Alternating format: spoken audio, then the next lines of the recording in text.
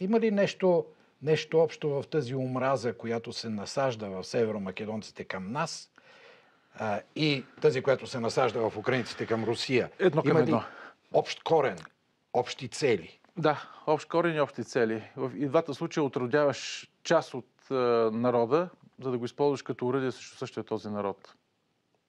Тук руснаците имат голям грех към нас, обаче, към българите.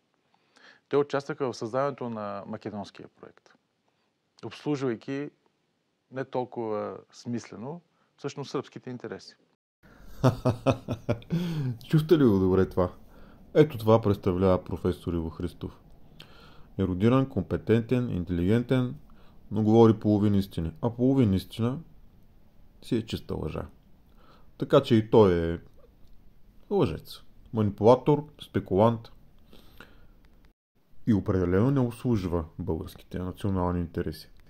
От това, което току-що изтърси, излиза, че Русия не е много добре знаела, не е много била наясно какво всъщност прави, като обслужва сръбските интереси, което е абсолютна глупост, нагла лъжа.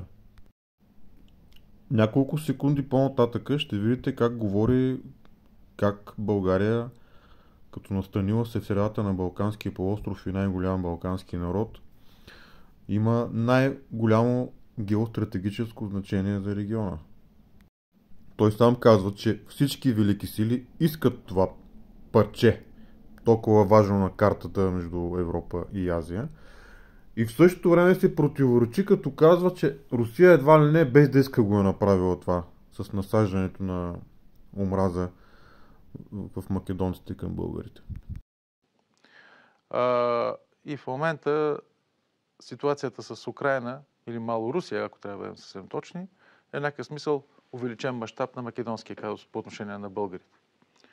Така нареченият украински казус или украинци въобще като такива, не знам дали знаете, че така наречената украинска идея или украинска нация или украинска идентичност са създадени от, грубо казано, от две места. От австрийски генерален щаб в началото на Първата световна война, със създаването на не случайно оттам излиза и сега в момента цялата тая бандеровска сган, която окупира Киев 2014 година. Това са западните области, които никога не са били части нито от Руската империя и след това бяха присъединени след 1945 година от Сталин. Говоря за Лвовска, Ужгородска, Тернополска област, т.е. грубо казано териториите, които са принадлежали към Австро-Унгария. Ето отново още едно тежко противоречие в думите на професор Иво Христов. Територии, които изконно никога не са принадлежали на руския народ, насилствено са завладяни от империалиста Сталин, какъв друг да е, освен империалист. И после се чудят руснаците, защо над същите тези територии възникват антируски настроения.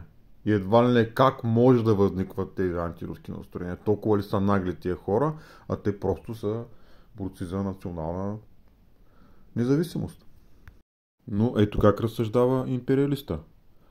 Империалиста счита, че има изконно право да завладява, но тези, които се опитват да се освободят от неговото владичество, нямат изконното право да се освобождават.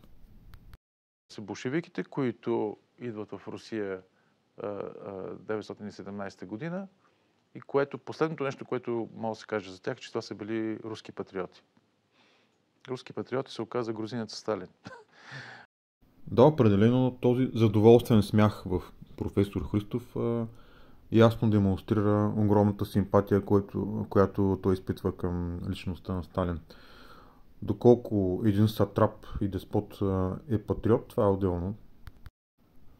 Но същия този идол на професор Христов Сталин след 1944-1945 година най-активно работеше именно по македонския въпрос и разделянето на българската нация в полза на Сърбия. Защото целият македонски проект е изграден изцяло на антибългарска основа. В случая, че става въпрос за грандиозна историческа измама, че върху българи до 1944-1945 година е монтиран, така да се каже, сменен им психоменталния код, чипа, както се казваше, и те биват използвани именно като геополитическо срещу българите, за да не може да се достигне важната геополитическа цел. Долината на Вардар никога да не бъде контролирана от България. Просто и ясно. Само като си погледнеш картата на българското землище, тебе ти е ясно по определение, поради голия геополитически факт, че ти си най-големият народ на Балканите, който контролира 4 важни геополитически стратегически коридора. Вардарския, Маришкия, говоря изток-запад вия диагоналис, Видин Беломорието и разбира се Драч Варна. Това означава, че тази държава в тези граници ще бъде огромен геополитически проблем за всеки, който се опита да контролира Балканския полуостров. Следователно, нито нашите съседи, нито пък великите сили ще допуснат по определение това нещо да се случи. Чудесно, много ясно и точно казано, но, за съжаление, професор Иво Христов не притежава доблестта да каже истината в нейната цялост. А именно, че Русия е идеолога и извършителя на това разцепление, разделение на България и да се пречи на България да се осъществи.